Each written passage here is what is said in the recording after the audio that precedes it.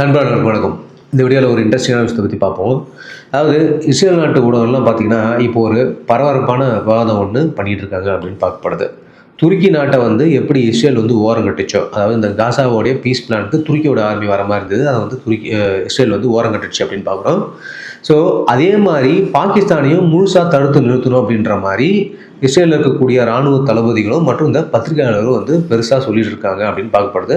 மேலும் துருக்கிக்கு செக் வைக்கிற விதமாக வந்து மெடிட்ரேனியனில் ஒரு கூட்டணியை அமைக்க வந்து இவங்க பிளான் பண்ணியிருக்காங்க. இதில் இந்தியாவும் வந்து சேருது அப்படின்ற மாதிரி ஒரு விஷயம் வெளியே வந்திருக்கு.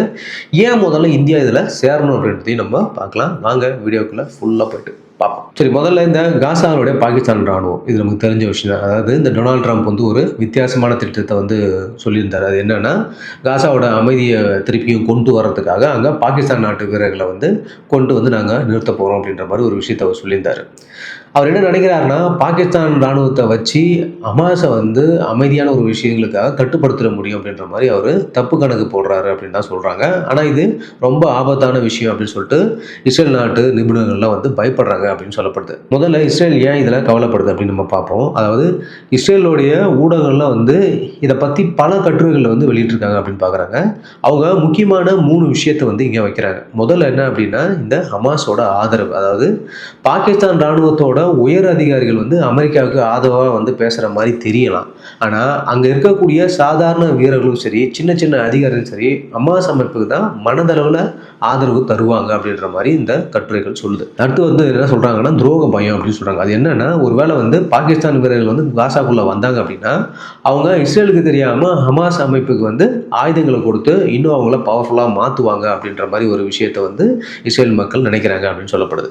அடுத்தது நம்பிக்கை இல்லை. அதாவது இந்த துருக்கி நாட்டு வீரர்கள் வந்து எப்படி இஸ்ரேல் பிரதமர் நெத்தன்யாகு வந்து நம்பலையோ அதே மாதிரி தான் பாகிஸ்தான் வீரர்களையும் நம்பக்கூடாது அப்படின்ற மாதிரி அங்கே இருக்கிற மக்கள் வந்து தெளிவாக வந்து நினைக்கிறாங்க அப்படின்னு சொல்லப்படுது.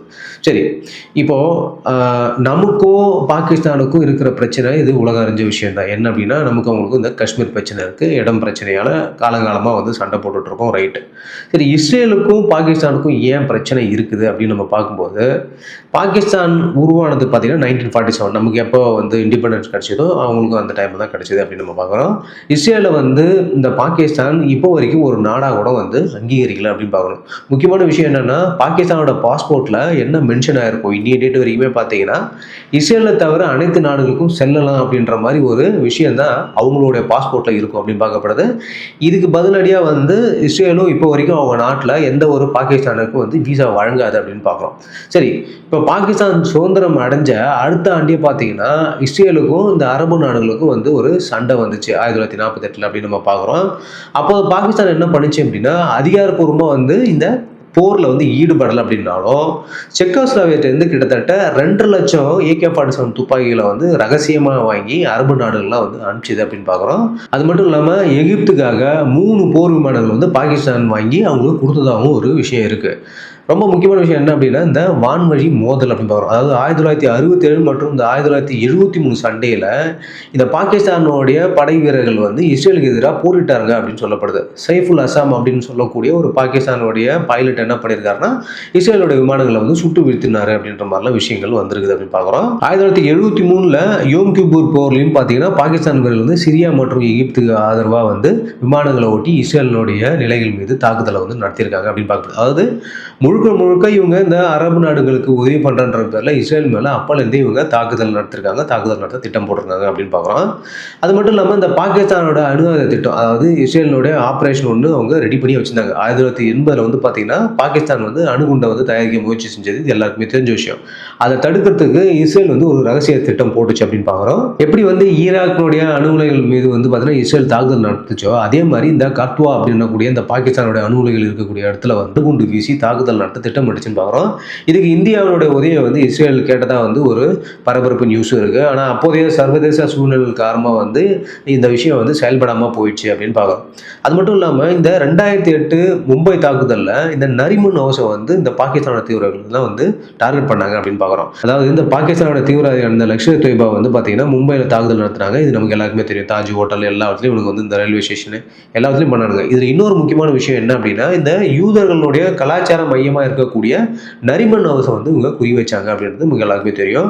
இதில் வந்து இஸ்ரேலோட மக்களை வந்து இவங்க கொன்னாங்க. அதாவது யாரெல்லாம் யூதர்கள் தேர்ந்தெடுத்து அவங்க எல்லாரையும் வந்து கொன்னாங்க அப்படின்னு பார்க்கும்போது, இது இஸ்ரேல் மக்கள் மத்தியில் வந்து பாகிஸ்தான் மீதான கோபத்தை வந்து இன்னும் அதிகப்படுத்துச்சு அப்படின்னு பார்க்குறோம். அது மட்டும் இல்லாமல் இப்போ ஆஸ்திரேலியாவில் நடந்த ஒரு துப்பாக்கிச்சூடுலையும் பார்த்தீங்கன்னா, இந்த யூதர்கள் நடந்த ஒரு ஃபங்க்ஷனில் ஒரு பாகிஸ்தானியர் வந்து எல்லாரையும் வந்து சுட்டு கொண்டாரு அப்படின்னு நம்ம பார்க்குறோம். அடுத்து வந்து பார்த்தீங்கன்னா, இந்த சோமாலந்து விவகாரம். அதாவது என்னன்னா, இந்த சமீபத்தில் அதாவது டிசம்பர் 2025 இஸ்ரேல் வந்து பார்த்தீங்கன்னா, சோமாலந்து அப்படின்ற ஒரு தனி நாட்டை அங்கீகரிச்சது. இந்த நாடு எங்கே இருக்குது அப்படின்னு பார்த்தீங்கன்னா, அந்த சோமாலியா வந்து தனியாக பிரித்து அது ஒரு சின்ன நாடாக வந்து அவங்க இருக்காங்க.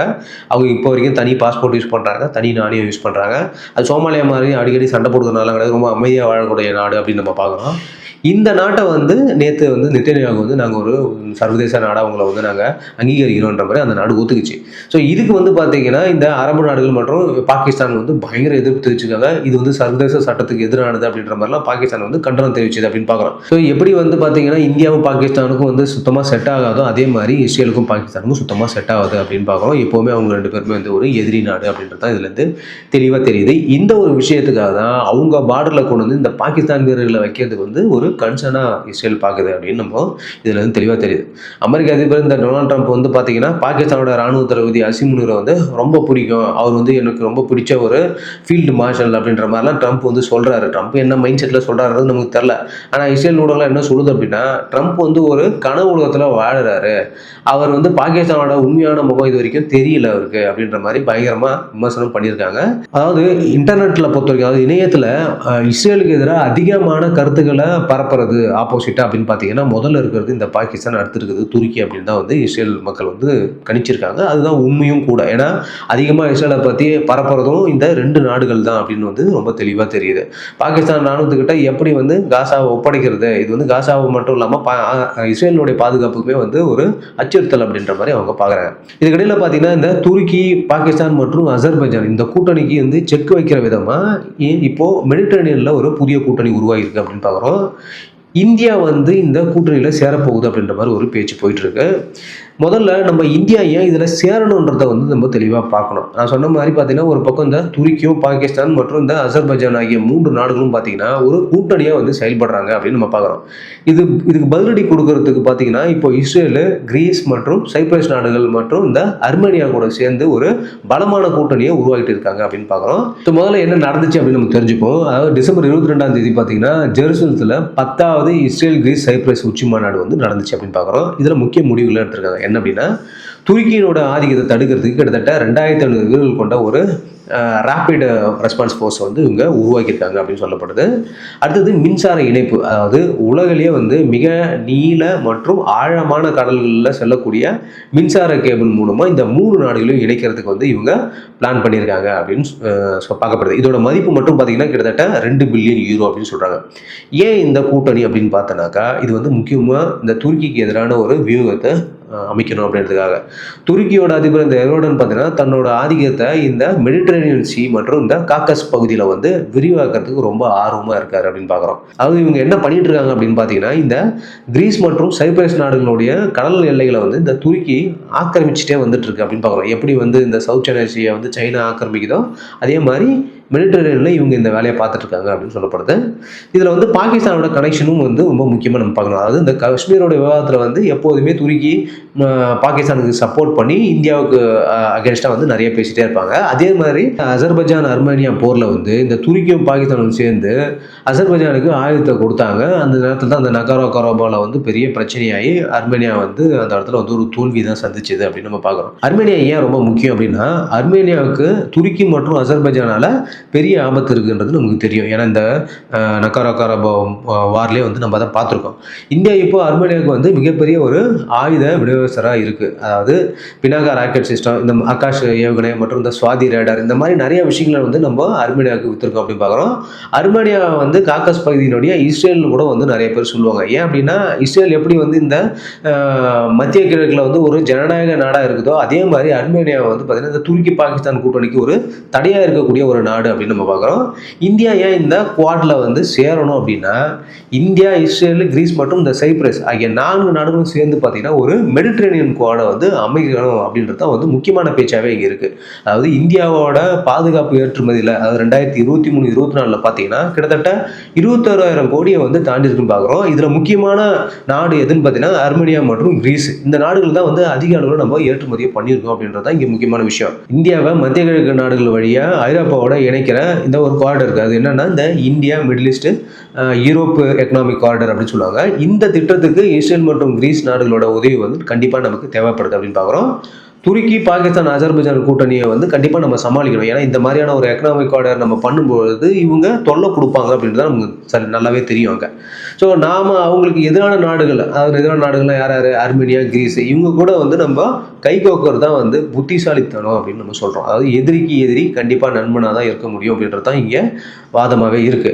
பாகிஸ்தானுக்கு துருக்கி உதவி செஞ்சது அப்படின்னா, துருக்கிக்கு எதிரான நாடுகளுக்கு இந்தியா வந்து உதவி செய்யணும் அப்படின்னு நம்ம பார்க்குறோம்.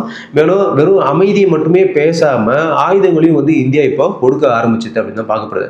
ஸோ இப்போ டிஃபென்ஸ் எக்ஸ்போர்ட்ஸு, எக்கனாமிக்கல் எக்ஸ்போர்ட்ஸ் இவங்க எல்லாம் என்ன சொல்றாங்க அப்படின்னா, இந்த கூட்டணி கூட புதுசாக எப்படி வந்து நம்ம சைனாவை கவுண்டர் பண்ணுறதுக்கு குவாட்னு ஒரு கூட்டணி இந்த பக்கம் வச்சிருக்கோமோ, அதே மாதிரி இந்த மெடிட்டரேனியனுடைய குவாட்ல வந்து இந்தியா கண்டிப்பாக சேரணும் அப்படின்றத தான் பார்க்குறோம். ஏன்னா எப்படி நமக்கு பாகிஸ்தான் ஒரு மிகப்பெரிய எதிரியோ அதே மாதிரி மிகப்பெரிய எதிரியா இந்த துருக்கி மாறிடுச்சு, அசர்பைஜானும் மாறிடுச்சு. ஸோ இவங்க எல்லாமே வந்து இந்த லிஸ்ட்ல சேர்ந்துட்டாங்க. பாகிஸ்தானை எப்படி மாற்றவே முடியாதோ, ஏன்னா 1947 இன்னிய டேட் வரைக்கும் நம்ம அவங்க கூட உறவு கொள்ள எவ்வளோ முயற்சி பண்ணியும் அவங்க வந்து அந்த உறவுலாம் எடுத்துக்கிற மாதிரிலாம் கிடையாது. ஸோ லைஃப் லாங் வந்து நம்மளுடைய மிகப்பெரிய எனிமி கண்ட்ரி பாகிஸ்தான் அப்படின்றது வந்து நமக்கு உறுதியுமே ஆயிடுச்சு. ஸோ இதே மாதிரி தான் இந்த துருக்கியும் மாறிட்டு வருது. அப்படி இருக்கும்பொழுது ஏன் நம்ம ஒரு ஸ்ட்ராங்கான ரெஸ்பான்ஸோ ஸ்ட்ராங்கான நிலைப்பாடோ எடுக்காமல் இருக்கணும் அப்படின்றது தான் இங்கே கேள்வி. கண்டிப்பா இஸ்ரேல் மாதிரி ஒரு போல்டான மூவ் நம்ம எடுக்கணும். நீ ஆப்போனண்டாவே இரு, அவ்வளவுதான். அவன் கூட எங்களுக்கு எந்த உறவும் கிடையாது. உனக்கு அகேன்ஸ்டா எவன் இருக்கானோ அவன் கூட நாங்க நட்பு பாராட்டுவோம், அவனுக்கு எல்லாமே பண்ணுவோம் அப்படின்ற ஒரு விஷயத்தை இந்தியா கண்டிப்பா எடுக்கணும் அப்படின்றது தான் நம்மளுடைய இங்க வாதம் அப்படின்னு பார்க்குறோம். ஓகே மக்களே, ஸோ உங்களோட கருத்தை நீங்க இதை தெளிவிங்க. இந்த குவாட்ல இந்தியா சேரணுமா வேணாமா, சேர்ந்துச்சு அப்படின்னா கண்டிப்பா நமக்கு அது நன்மை இருக்கு அப்படின்றத தெளிவுபடுத்துற மாதிரி உங்களுடைய கமெண்ட்டுகளை நான் எதிர்பார்க்குறேன். ஓகே, வீடியோ இன்ஃபர்மேட்டிவாக இருக்கும் நம்புறேன். கண்டிப்பாக சேனல் சப்ஸ்கிரைப் பண்ணுங்க, நம்ம வீடியோக்கு லைக் பண்ணுங்க, உங்க ஃப்ரெண்ட்ஸ்க்கெல்லாம் ஷேர் பண்ணுங்க. மேலும் அடுத்து ஒரு இன்ஃபர்மேட்டிவ் வீடியோ சந்திக்கிறது வரைக்கும் தேங்க்யூ, பை, ஜெய்.